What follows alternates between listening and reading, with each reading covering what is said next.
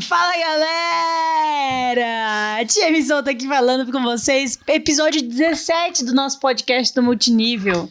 E há quem disse que não acreditava que a gente ia chegar até aqui. Acho que a gente não acreditava que a gente ia ter disciplina pra fazer esse podcast tanto tempo. Eu tava falando de mim mesmo. Mas a verdade é que a gente tá se divertindo muito fazendo esse podcast, né? Mas hoje o episódio vai ser mais light. Vamos falar alguma coisa, umas besteiras aí, né?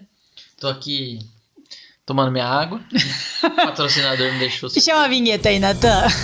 Eu dediquei meus últimos 7 anos aprendendo tudo que é possível sobre marketing multinível. E há 4 anos me dedico em tempo integral a me profissionalizar nessa que é considerada a mais desacreditada das profissões. A pergunta que mais ouço é, mas por que multinível? Esse podcast tem a intenção de responder essa pergunta. Se junte a mim enquanto eu aprendo, aplico e compartilho estratégias de marketing multinível para que a gente consiga mudar a imagem que o setor tem e que seja reconhecido como deve ser, uma verdadeira escola de empreendedorismo e liderança. Meu nome é Matheus Amaral e seja bem-vindo ao podcast do Multinível. Galera, o episódio de hoje é sábado, são sábados 6:30 da tarde. E a gente decidiu fazer um assunto mais light de podcast. Tem uma porrada de assunto sério aqui pra falar que a gente fala, não vamos falar dessas coisas chatas, não. Tem que pesquisar. Tem que estudar antes. Vamos falar de uns assuntos mais light, já sei. Vamos falar das histórias mais bizarras que já aconteceram com a gente aí nesses quase 6 anos meus e quase 8 anos. 8 anos de multinível, Matheus Amaral. Não, só em agosto. Comecei em agosto. Quase 8 anos, eu falei. Quase. E a gente decidiu trazer pra vocês aí algumas histórias bizarras que só acontecem com pessoas que estão muito tempo na rua dando plano, entendeu? Tem coisa que, tipo assim, você vai achar que só acontece com você, mas você não sabe que existem coisas muito piores que acontecem do que o que acontece com você, entendeu? Tipo, cartão falhar na hora de pagar kit, pessoas desistirem, ninguém te atender, desligarem na cara. São as primeiras coisas que vão acontecer, mas existem algumas coisas esdrúxulas que acontecem quando você tá no multinível há muito tempo, entendeu? Então... Quero puxar uma aqui, quero contar como é que foi minha primeira caseira pra minha família em Bauru, né? Então, quando eu comecei, há 7 anos, quase 8 anos atrás, eu fiz 2 caseiras. Uma em Ribeirão Preto, que era a cidade onde eu já estava morando já fazia uns 3, 4 anos, e a minha caseira em Bauru. E aí, o que aconteceu? A gente fez uma caseira, né? Meu upline sentou comigo, mandou fazer uma lista de todas as pessoas que eu conhecia na minha cidade. E aí, ele não me ensinou a convidar. Então, eu peguei um convite lá. Primeiro, eu fiz um convite mó. Olá, senhora Nilza, gostaria de fazer... Sua mãe? E era minha mãe. Fiz um convite mó esdrúxulo pra minha família e tal. Chamei as primas da TM e aí coloquei lá umas 10 pessoas na minha primeira caseira, meus familiares em Bauru. E aí foi top a apresentação, tinha um convidado VIP, né? Na verdade foi uma caseira dentro de um lugar lá dentro do supermercado. Era uma sala, na verdade a gente alugou uma sala lá e mandaram eu chamar umas pessoas, eu mandei 10 pessoas lá dentro. E aí foi massa, assim, eu tinha um convidado VIP, né? Um cara tipo com um ganho acima de 70, 80 mil reais por mês. Eu falei, nossa, eu vou fechar minha família inteira. E aí acabou a apresentação, tipo, meu irmão já não empolgou tanto, a irmã da tia MMN tinha um cunhado que era bem zoado também, ele já falou, não, já conheço esses esquemas, né, tudo já. Eis que chega minha sogra do nada e fala assim, não, tô fechada, tá aqui meu cartão. Tipo, não precisei nem fazer fechamento, ela só me deu o cartão assim, eu falei, não tô entendendo, não, você falou que é bom, vamos fechar. E aí ela passou o cartão, vlau, né. Foi na minha primeira empresa, na Monavi, né? Ela comprou 4 mil reais de suco e aí demorava tipo uns 10 dias pra chegar na casa dela. E aí eu falei, nossa, beleza, já cadastrei meu primeiro direto e tal. E aí de repente no outro dia ela me liga, Matheus, tem um negócio pra te contar. Que foi, sogra? Não, eu falei que era massa, mas eu pensei que não é pra mim, eu comprei pra MN, né? Porque ela tá meio parada e tal e eu quero meu dinheiro de volta. Aí eu, putz. Aí, de repente, eu fui lá, liguei, etc. E toda aquela alegria no coração de quem cadastrou a primeira pessoa. E aí, hoje na empresa que a gente trabalha, se você devolver os produtos, né, em até 7 dias, lá tem a regra do consumidor, você tem o dinheiro de volta. Mas nessa empresa americana que eu fazia, tinha uma multa de 30%. Nossa. Ou seja, minha sogra perdeu R$1.200. Pra desistir. Pra desistir, não pegou os produtos. Não pega nada de não produto. Não pega nada dos produtos pra pagar as bonificações, era alguma coisa assim, sabe? E aí não desistia. E aí ela perdeu esses R$1.200 pra nada. E aí imagina a minha cara. Na época eu não fazia com você, não te ajudava, né? Mas assim... E aí imagina a minha cara. Hoje imaginando sogra. Pra um novinho, que foi, acho que isso aí foi seu primeiro kit, não ia ser seu primeiro kit? É. Então imagina a primeira pessoa que você tá cadastrando, é sua sogra, e ela desiste no dia seguinte. Tipo, pra uma pessoa, a gente morrer nisso...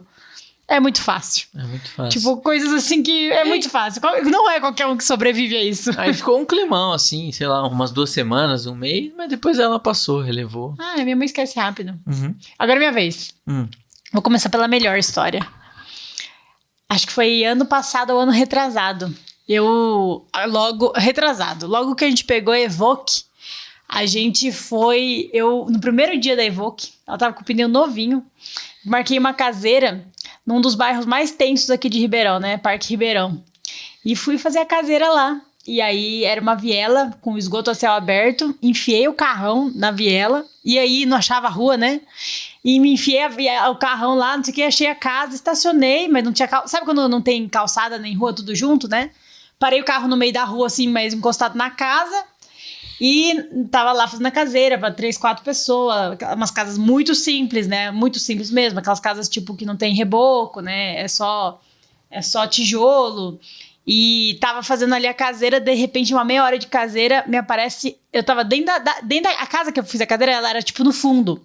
Então tinha um corredor e aí a casa ficava no fundo e aí eu tava assim na janela, me aparece uma cabeça de um policial na janela.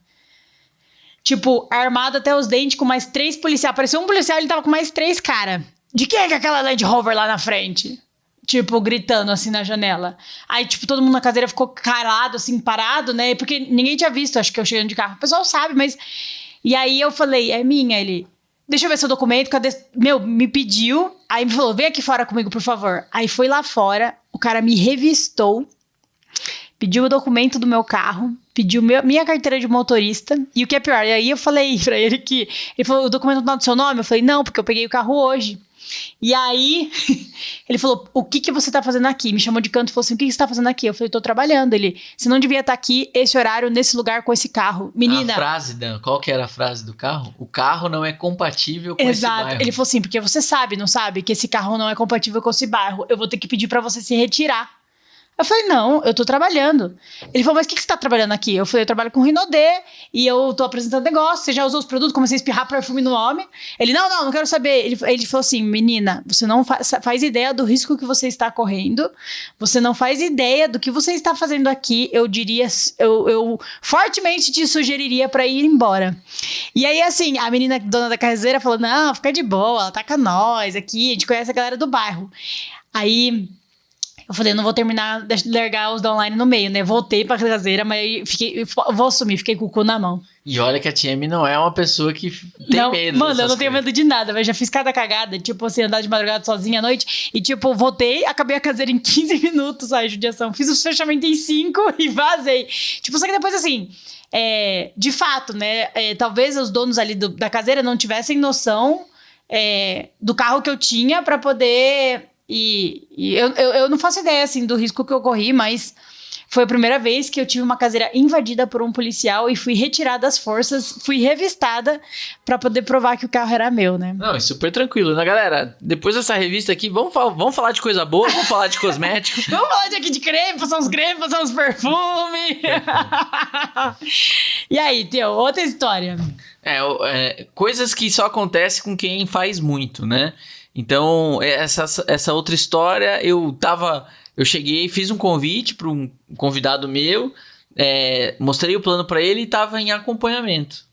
E aí ele tinha um evento nesse fim de semana e a gente ia fazer o acompanhamento depois. Eu sei que, de repente, eu tava vendo nas minhas mídias sociais e esse cara que eu tava fazendo acompanhamento, todo mundo, cara, gratidão, não sei o que, você foi uma boa pessoa, você salvou a gente, tal, você é um grande amigo. E aí eu falei, mano, o que será que aconteceu? Aí eu fui ver, esse cara, ele fazia um evento, era produtor de eventos, e ele tinha um evento no fim de semana, ele tava levando umas bebidas, alguma coisa assim no evento, ele dormiu no carro, na estrada, e entrou embaixo de um caminhão, e o cara veio a falecer. Aí você tinha dado plano pro cara, e o cara tava acompanhando, pensando em subir. Então imagina o seguinte, você perder um prospecto... Porque ele morre. Foi bizarro, foi... bizarro. Tenso. Mas você tá com uma carinha mais triste, tipo, nossa, que bad, o cara morreu. Não, foi mó A pergunta é, será que você já trabalhou o suficiente pra poder perder uma pessoa que morreu no acompanhamento? E uma outra coisa que aconteceu também de bizarro foi que 2 vezes eu perdi minhas prospectas, né, tava acompanhando, que a objeção delas, no meio do acompanhamento, é assim, ó, Matheus, eu não vou poder fazer porque eu descobri que eu fiquei grávida.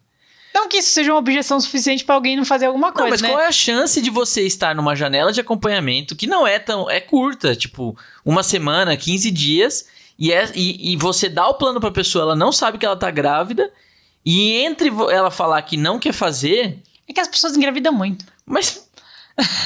eu quero ver você perder algum prospecto seu porque duas descobriram que estavam grávidas. Pra mim isso foi bizarro. Mas na verdade isso não é desculpa. Eu não consigo entender por que estar grávido... Não, é porque agora eu vou estar grávida, minha vida tá do avesso e eu não sei o que eu vou fazer e principalmente não vou querer empreender. Mas é justamente por isso que você tem que trabalhar mais e fazer o negócio acontecer, né, filha? Mas bem, perdi esses 3 casos aí. Deixa eu ver aqui, o que mais tem?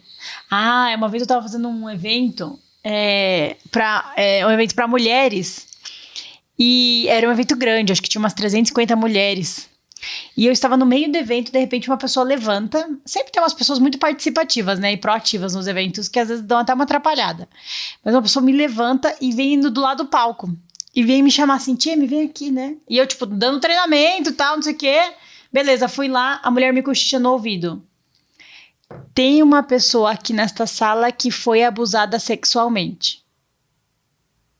E fica olhando pra minha cara. E eu, no palco, dando um treinamento com uma coisa nada a ver com isso. Tipo, me encontrei na situação do tipo, o que eu faço com essa informação? Por que essa informação me foi passada agora? E como é que eu faço pra não ficar constrangida com essa informação agora? Não sentir dó da pessoa que passou por isso? E faço pra continuar o meu treinamento? Tipo, que não tem nada a ver. Que não tem nada a ver com isso, entendeu? E aí, assim... 2 coisas eu quero trazer disso. Primeira coisa foi, tipo, o quanto a gente tem que estar preparado para coisas bizarras acontecerem e a gente se continuar trabalhando independente disso, porque eu fiquei bem desconcertada, eu fiquei bem constrangida, sem saber o que fazer na situação e o que ela esperava que eu fizesse, né? Continuei dando treinamento. E o segundo ponto foi...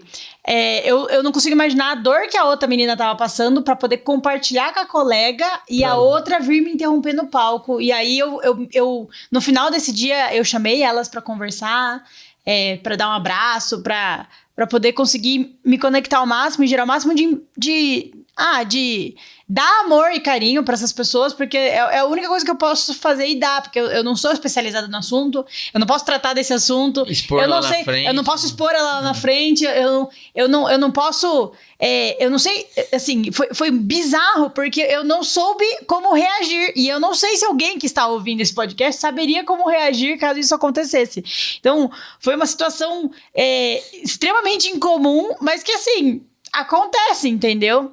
E depois desse dia foi quando eu comecei a pensar depois desse dia foi muito importante até isso ter acontecido, que eu comecei a olhar para o meu público feminino quando eu faço treinamentos para mulheres com outros olhos, no sentido de quantas mulheres aqui não estão em muita dor, entendeu? E aí tentar ao máximo trazer o meu conteúdo com o maior nível de empatia possível, porque eu sei que muitas pessoas que estão assistindo nosso treinamento muitas vezes estão em muita dor, com muita dor, entendeu? Com situações de risco muito fragilizadas, entendeu?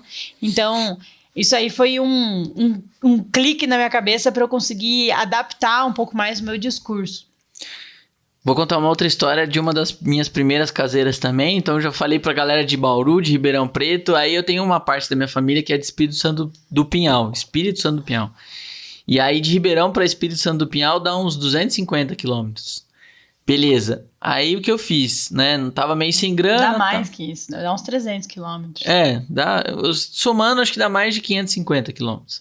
Ida e volta. E de volta. É. E aí eu tava meio sem grana, meu upline também, e falou, não, beleza, vamos de moto, né? Então ficamos lá mais ou menos umas 3 horas pra chegar. E aí, pô, animadão, né? De novo, a empresa do suco de açaí, fui lá, falei, galera, juntei lá umas 7, 8 pessoas da minha família. Falei, galera, vai ter uma oportunidade incrível que eu tô trazendo aqui pra Espírito Santo do Pinhal, vamos lá. Aí fiz a apresentação, mostrei pra galera. Primeiro, tipo, minha família inteira assim com uma cara de puta que pariu. De cu. Né? Que enterro que foi esse que me meteram? Tipo assim, nego chapado e eu lá todo empolgado e não sei o que, e falando, apresentação e tal. Teu, você saiu de Ribeirão e foi até Pinhal de moto. 3 horas de moto pra fazer uma caseira. Pra fazer uma caseira. Pra 7, 8 pessoas com cara de cu da família. Aí no fim. E voltou no mesmo dia. Abri os produtos, mostrei o suco, não cadastrei ninguém. Não vendeu nada. Não vendi nada e voltei mais 3 horas. Ai, que dó. E era minha família, pô. Os caras nem pra me ajudar, assim, ó, não, vou comprar um produto pra te ajudar. Vamos fazer uma vaquinha aqui e todo mundo comprou um suco de você, pelo menos. E aí, cara, o que eu tinha na cabeça, né? Foi extremamente... Não é que você tinha vontade. É que um monte de gente tá ouvindo, acha que, tipo... Sabe, tem muita gente que acha que já fez demais, já fez o suficiente, entendeu? Quando a gente compartilha essas histórias, acho que as pessoas percebem que a gente muito mais tomou no cu do que deu certo na vida, entendeu? A gente recebeu muito mais não do que sim. A gente fez muito mais cagada do que acerto. E a gente passou por muito mais perrengue do que provavelmente a maior parte das pessoas tenha passado. Porque a gente tá mais exposto, entendeu? Mas eu lembro que... Cara, Não, e ontem, falando nisso, eu tava falando com a galera inativos, mandando WhatsApp pros inativos, teve um cara que surtou aqui com o Matheus no WhatsApp. Xingou o Matheus, gravou 1000 áudios falando que tem raiva, que odeia, que não quer saber, que isso e aquilo. Mano, meteu o pau no Matheus, o que o Matheus, tipo, beleza, cara, eu te entendo. Que pena que sua experiência foi tão ruim, se você quiser voltar a trabalhar, conta comigo, não sei o que. Aí dá 5 minutos o cara liga pro Matheus. Aí eu falei, ai, caralho, o cara ligou pro Matheus. O cara ligou pro Matheus pra, tipo, se vender. Não, galera. Não, Matheus. Desculpa aí, eu gravei o áudio, mas é que... Eu sou bom, hein? Eu sou bom, hein? Tipo, não esquece de mim, não. Fiquei um ano vendendo. Falou, cara, é muito... Sei lá, muito ego. Tem muita gente doida. E assim, eu falo... Gente, se vocês ainda não lidaram com muita gente doida, é porque vocês fizeram pouco. Tipo, o normal é lidar com muita gente doida, entendeu? Tipo, é muita gente louca o tempo todo, entendeu? E tem uma parte também que a galera não fala. Às vezes você tem gente doida e às vezes você tem líder doido, pô. Nossa, não, líder doido a gente também é bom. Líder doido pensa em alguém que tem poder, que tem influência sobre a rede e ainda é doido, velho. Ai, nem vamos falar dos líder doidos. Então, vamos... Que é tenso. Se alguém... que é tenso. Ai, eu lembro aquela vez que eu fiz a gente se hospedar num motel bizarro em São Paulo. Nossa, velho, beleza. Eu tipo, curto hotel, comer bem, sabe? Sair de casa e tal. De repente a tia me, não, eu achei um hotel top aqui, que não sei o quê. Não, era no comecinho e a gente já indo pra São Paulo, tinha algum evento lá em São Paulo que ia ter que dormir um dia ou 2. E eu falei, vamos ficar perto do evento. E eu fui lá, mano, e eu juro, eu reservei o hotel mais barato que apareceu próximo do evento. Aí de repente a gente vai fazer o check-in. Aí não tem... não tem garagem, não tem entrada, não tem recepção. Aí tem uma mocinha que ela recebe a gente pela aquela... Como que chama aquele negocinho? Um negócio que põe a chave assim e gira assim. E aí eu peguei a chave nesse negócio girador aí. Aí a gente olhou assim, que estranho, não tem recepção. Mas... Aí era uma portinhola em São Paulo, numa viela, um lugar sujo. Um lugar muito sujo. Daí a gente chegou no quarto, era um quarto de motel. Não, aí eu falei, caramba, um lugar meio esquisito, né? Mas a hora que você abriu a porta e de repente tem um polidense... Não, tinha discoteca, polidense, canais pornô na televisão. E no cardápio tinha camisinha. No cardápio tinha camisinha. No banheiro era um vidro que separava o quarto do banheiro. Mas beleza, tava só eu e o Matheus, ainda tava tudo bem. Só que, gente, o lençol era amarelado, o carpete do chão era vermelho, tipo, cheio de mancha. Ai, que nojo! Esquisito. E aí, o Matheus ficou tão puto quando a gente ficou lá. Ele falou: Time, por que você faz isso com a gente? Eu prefiro dormir no carro do que nesse lugar.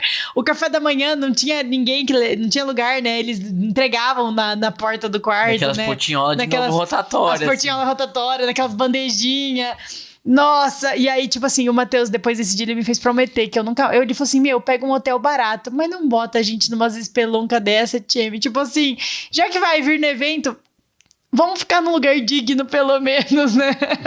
E falando de motel também, teve uma vez que eu fui numa convenção, acho que na minha segunda convenção. Sabe como é que é convenção de empresa, né? Você gasta com gasolina, com ônibus, com hospedagem, com comida. Então, pra gente economizar, a gente foi de carro, né? Fomos 5 num carro e aí passamos o dia inteiro na convenção, só que ficou tarde demais pra gente voltar, né? E tava todo mundo muito cansado. E aí tivemos uma brilhante ideia de falar assim, não, velho, vamos jogar aqui no Google, né, o hotel mais barato. Olha lá, de novo, o hotel mais barato. E aí, beleza, fechamos o hotel, chegamos lá, fechamos um quarto para 5 pessoas lá, tinha uns quartos, tinha umas camas extras, vamos fechar aqui 5 pessoas. Aí, de repente, quando eu caio lá, de novo, um motel. E aí eu fiquei alojado lá com 5 peludos. 5 homens juntos. Homens. No mesmo quarto? É, no mesmo quarto. A gente pediu cama extra, não sei o quê. E aí pagamos super barato, era só pra dormir mesmo. Tipo, R$10 cada um. R$10 cada um e, tipo, foi bizarro. O cara falou, mano, 5 caras aqui nessa... Bizarro, né? Tá tudo certo, cada um tem seus gostos. Eu só dormi de calça jeans, só.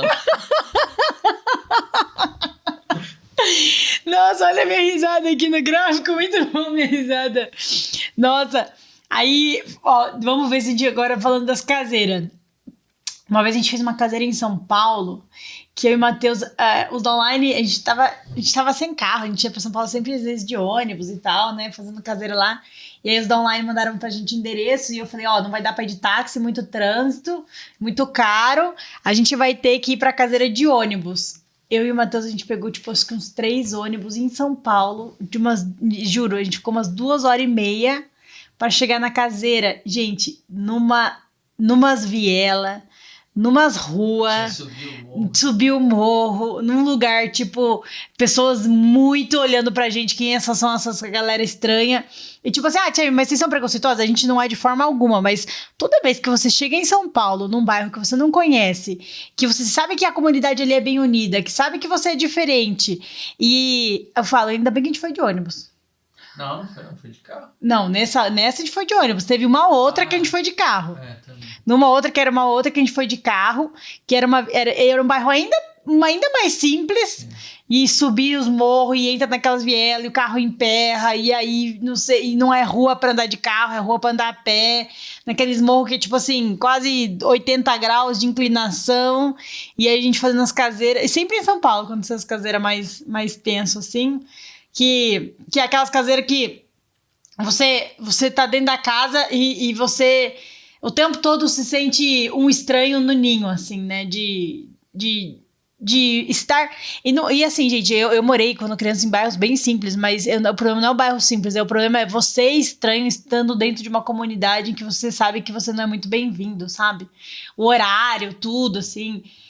alguns perrengues, assim, é que eu não consigo descrever, né, tipo, sem parecer preconceituosa, mas favelão mesmo, e favelão brabo, e aqueles bares abertos do monte de gente olhando pra sua cara e você andando a pé de carro mas lá. assim, o que eu entendo? Você já trabalhou em ONGs, em negócios sociais. Já, trabalhei em comunidade de invasão. Inclusive, no episódio passado, a gente falou sobre isso. Mas uma coisa é quando você entra na comunidade com algum membro da comunidade. E principalmente você vai, tipo, de boa, entendeu? Você vai... Com roupas tipo, de dia a dia, né? E outra coisa é, tipo, a gente no multinível, de alguma forma, precisa tá com uma roupa mais paquitona, precisa tá com um carro mais paquitão, e aí você entra... nessa segunda que a gente foi de Audi, entrou na favela de Audi. E aí, a gente entrou no favelão de Audi e, tipo, mano, sabe, o Audi ocupava a rua inteira, então ninguém passava. Então virou o centro das atenções. De repente, a rua inteira tava pra fora de casa olhando o nosso carro, entendeu? Se você tá tranquilo, como você já trabalhou em negócios sociais e tá chegando com alguém... Eu prefiro mil vezes chegar de ônibus do que de Audi, entendeu? Porque você se sente menos estranho. Só que uma coisa é quando você chega na comunidade, através de alguém da comunidade te levando, entendeu? Outra coisa bem diferente quando você chega sozinho, pra você entrar e pesquisar e olhar, tipo, isso dá muito medo, entendeu? Tipo, dá muito medo mesmo, assim. E fica muito manjado, né? Mas, assim, de qualquer forma, já fizemos centenas, algumas dezenas, pelo menos, de caseiras em comunidades e nunca deu nada, né? Nunca tive problema. É só do policial. E outra, tipo, eu conheço outros amigos que já entraram e nunca tiveram problema também, assim. Porque eu acho que, na verdade, o problema não é... 99% dos moradores de favela são pessoas honestas e trabalhadeiras, entendeu? O problema é 1%, né? E, tipo, não existem pessoas ruins só dentro da favela. Existem pessoas ruins no mundo, fora da favela, principalmente também. Então, é mais uma questão de estigma. Nossa, é mais uma questão, eu acho, que de estar em outra cidade, morar em outro lugar, você está num lugar diferente, num lugar muito diferente, que você é um estranho no ninho, entendeu? Sim. Essa sensação, assim, é bem desconfortável, né? Em contraponto com isso, você já fez uma caseira em umas casas ilhardárias já, né? Aí cheguei lá, o cara falou assim, e aí, onde é que vai ser a apresentação? Ele, não, fica tranquilo, a gente tem um lugarzinho que a gente separou aqui. De repente eu entro na sala ali, aí ele aperta um botão, começa a descer uma tela do teto assim, e aí eu vejo, tipo, o cara tem um cinema dentro de casa, e aí eu fiz uma caseira no cinema, né? As pessoas chegavam, ele tinha uns drinks que ele tava servindo lá, e aí foi num cinema. E aí, foi uma merda o fechamento também, porque... Sei lá, velho, os caras, tipo, tudo tinha negócios, múltiplos negócios e tal, e eu querendo... E você era o mais pobre. E eu era o mais pobre, velho. E eu já ganhava bem, mas eu era o mais pobre dos caras lá. Mas foi legal, foi divertido e eu já pude falar. Fiz uma caseira numa mansão e dentro de um cinema. Mas era mansão mesmo? Era, putz, gigante, casa de condomínio fechado assim, mas gigantesco. Tipo, 12 carros, assim, na garagem. Aí eu... tipo, eu tava pra ganhar o meu carro importado, né? Eu tava pra ganhar a BMW. E daí o cara falando assim, falou, nossa, velho, meu pai não gosta da BMW, ele prefere muito mais a Mercedes. E sabe aqueles cara que é rico faz tempo? Tipo, o cara já teve múltiplos carros importados e sabe as melhores paradas. Eu falei, cara, tô tentando ser um rico em ascensão aqui. E aí entra aquilo que você sempre fala, né, Teu? Você sempre fala sobre a capacidade da gente se adaptar ao discurso, né? A gente conseguir se comunicar com alguém de comunidade, a gente conseguir se comunicar com alguém que fala de Mercedes, BMW, a gente conseguir se comunicar e estar pronto para viver esses diversos ambientes. Tipo, é muito legal pensar nisso, né? O quanto o multinível nos proporcionou ter contato com todo tipo de gente e o quanto é rico a gente... Quando você tem contato com muita gente, com muitas classes sociais, com muitas origens diferentes, com gente que fala tudo quanto é tipo de língua e teve todo tipo de história, você acaba ficando, mestre em... Camaleão, assim. Em se adaptar ao discurso, adaptar os exemplos, adaptar, sabe...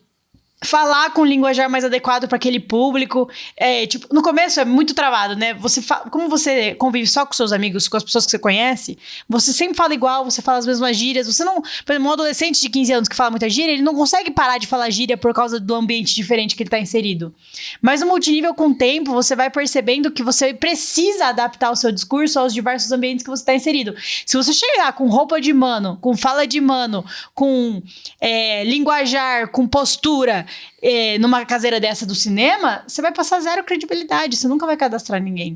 E é engraçado que a gente vai aprendendo a se adaptar mesmo, né? Então, tipo, quando eu vejo que eu tô num lugar cheio de empresários, que eles usam termos, etc., de finanças, mercado financeiro, empresas, eu rapidamente me adapto a isso. Mas se eu tô, por exemplo, num ambiente que eu vejo que as pessoas são mais simples e... Sei lá, às vezes até o sotaque eu acabo... sotaque a gente pega muito. Muito rápido também. Esses dias eu fui fazer um evento no Sul e daí a hora que eu vi eu tava falando tudo cantado, assim, o sotaque do Sul puxado igual eles, é bizarro, assim, quanto a gente pega rápido, porque isso aumenta, né? Tem uma técnica na PNL que chama rapport, que é você se conectar com a outra pessoa. Uma dessas técnicas é você espelhar a forma como as pessoas falam. Tanto na velocidade, quanto no tom, quanto nas gírias, né? Quanto no ritmo. E como no multinível a gente tem... Mano, se você vai ter contato com todo tipo de gente, classe social, entendeu? É impossível você não ter. E aí você vai ter que estar preparado para adaptar seu discurso, sua postura, a sua comunicação inteira, para se comunicar de forma mais eficiente com esses vários públicos diferentes, né? E outra coisa também, não só se comunicar, como também liderar. A gente já teve líderes de diversas classes sociais. E cada um tem um contexto, cada um tem uma religião, cada um tem uma série de crenças. Nossa, mano, religião é foda. É embaçado. E a partir disso você tem que ser um cara isento, né? Pra conseguir liderar todo mundo. Nossa, como chama aquela frase? Be water, my friend. Né? De quem que é? Eu já vi, é o Bruce Lee. Bruce Lee não, acho que é o Bruce Lee. O que ele quer dizer com essa frase? Se você coloca água num copo, ela vira um copo. Se você coloca água numa bacia, ela vira uma bacia. Se você coloca água num vaso, ela vira o formato do vaso. Né? Tipo, a água se adapta, mas também pode moldar as coisas, né? Como por exemplo, um rio. Então, seja uma água, meu amigo, né? Be water, my friend. Tipo, que ele quer se dizer, adapte. Se adapte, a capacidade de adaptação, né?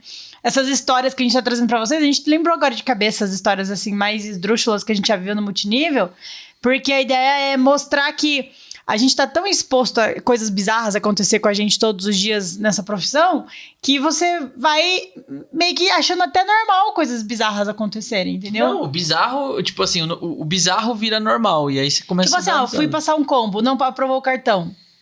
Tem gente que acha isso, tipo, meu Deus, é um sinal que não é pra mim. E talvez seja mais normal o cartão não aprovado do que o cartão aprovar. Nessa semana você teve um cartão aí que deu pau. Não, e o que acontece? Um cara júnior, o cartão não passa, a pessoa já entra em desespero, né? Ai, meu Deus, e agora eu vou perder? E aí eu tratei aquilo como se fosse a coisa mais normal. Eu falei, ixi, isso aí acontece, né? Mas outra coisa, você descobre o quão bom é um líder ou o quão bom é um consultor na medida que ele supera os desafios. Então fica tranquila que esse é o nosso primeiro desafio e esse vai ser o mais simples de passar. A gente vai viver coisas muito mais difíceis e quanto maior for os desafios que a gente passar, maior vai ser o nosso cheque. Então, tipo assim, você já vai... um negócio que as pessoas erram muito no multinível é não conseguir ressignificar as coisas. Então, por exemplo, essa situação eu ressignifiquei. O que é o fato de ressignificar? É você dar um novo entendimento, uma nova interpretação para algo que acontece. Olhar por um outro ponto de vista, né? O que acontece. Ou, por exemplo, se eu levo um convidado meu para uma apresentação ou para um evento grande e eu sei o perfil do líder que vai falar lá na frente, eu já começo a colocar alguns filtros e ressignifica essa pessoa. Então, vamos supor que, sei lá, cara, né, eu tenho um convidado que ele é evangélico, pô. E eu sei que do outro lado, o cara lá, ele tem uma outra religião que não tem nada a ver com ele. Eu começo a falar o contexto de vida da outra pessoa. Esse líder que eu vou te apresentar, ele tem essa religião, né? Ele tem essa crença, ele saiu dessa situação financeira, ele chegou nessa situação financeira. Por quê? Porque para que não tenha um choque de valores. Porque às vezes o cara do palco fala alguma coisa e às vezes é responsabilidade do líder do palco também ser responsável pelo que ele fala, mas nem sempre ele está preparado. Então, para o meu convidado não se sentir chocado com os valores da pessoa do palco, você faz esse papel de filtro, ou seja, explicar o contexto, etc., que isso prepara muito. Eu já vi muita gente, por exemplo, perdendo convidados. A convidada dela era sei lá, como que chama? Transgênero? Transgênero, pode ser. Era um travesti, entendeu? Transsexual. Travesti é outra coisa. Foi mal. Desculpa aí, tô aprendendo também. Ela era uma transexual. E aí o cara do palco perguntou o nome dela. E a convidada falou o nome feminino, né? Como ela quer ser tratada. E aí o cara do palco continuou chamando ela a transexual de ele, entendeu? Porque ele. Então, imagina isso. É um puta de um problema que você tem, né?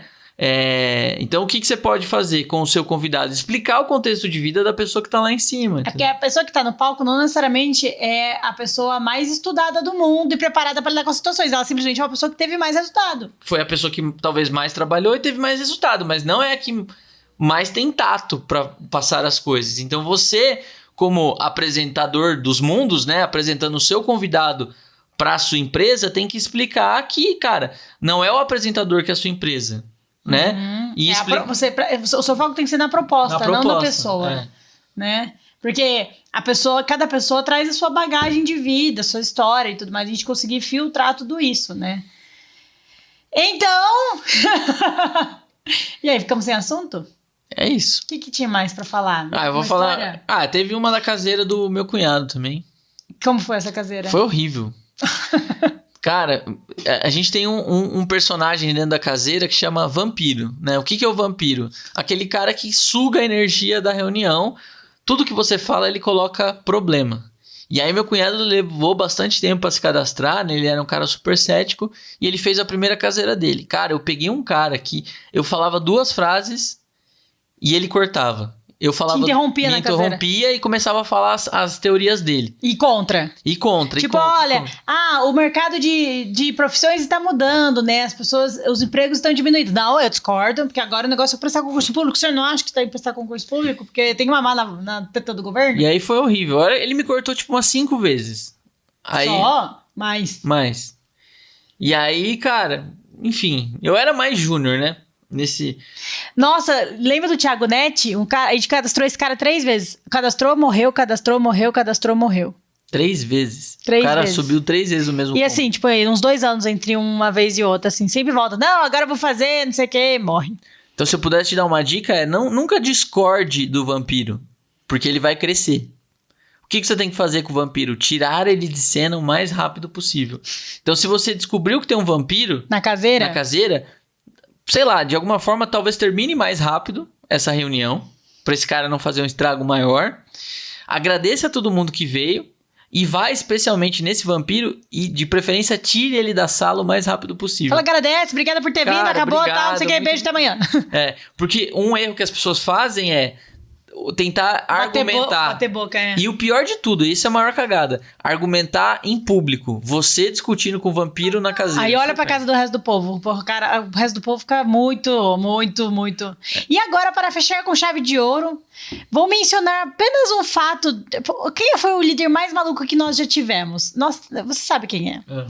Esta pessoa, gente, vocês ainda sabem assim, você sabe que você não fez multinível o suficiente, enquanto você não teve alguém na sua equipe que virou para os próprios downlines e falou: desiste, você não vai dar certo neste negócio, você nasceu para fracassar.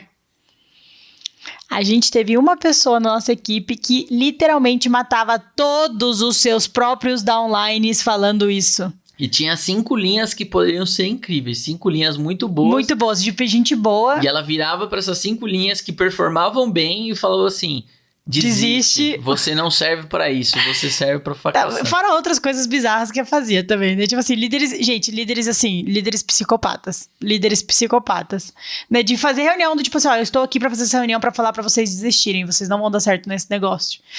Para agora. Para agora, ou cale-se para sempre. Então, se você não teve até hoje nenhum líder maluco nesse ponto, quer dizer que você ainda não fez multinível por tempo suficiente. Vamos precisar fazer mais vezes. Porque, assim, só o dia que você conseguir encher um podcast cheio de história bizarra, você sabe que você fez muito tempo. E olha que eu ainda nem acho que a gente fez muito tempo. 7 anos ainda é bem razoável. E outra, tipo assim, é que a gente tá exposto a uma quantidade muito grande de pessoas. E eu acho que histórias ainda mais bizarras vão aparecer. E, cara, você não pode se desesperar, nem achar que é só com você, ou nem achar que é um sinal divino pra você parar, né? Cara, você tem que entender, você tem que olhar pra aquela situação, não perder os seus princípios, né? Não perder a sua paciência e, cara, seguir em frente. A ideia é a seguinte, tipo, tem muita gente que desiste na primeira bizarrice que acontece, o primeiro problema, né? E a ideia é que a gente seja capaz de colecionar histórias bizarras, entendeu?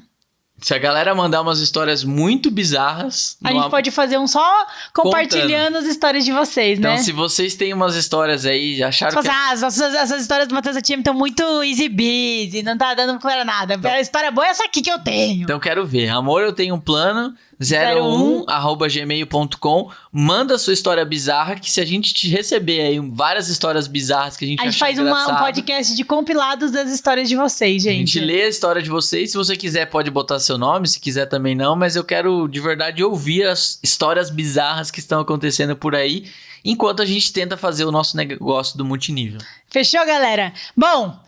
Esse no episódio de hoje, histórias bizarras do multinível para vocês ouvirem. Um grande beijo no coração de todo mundo. Não esqueçam de nos escrever, caso vocês tenham comentários, dúvidas, sugestões, reclamações, palpites, qualquer coisa, manda lá no Amor, eu tenho um plano 01 @gmail.com. Beijo!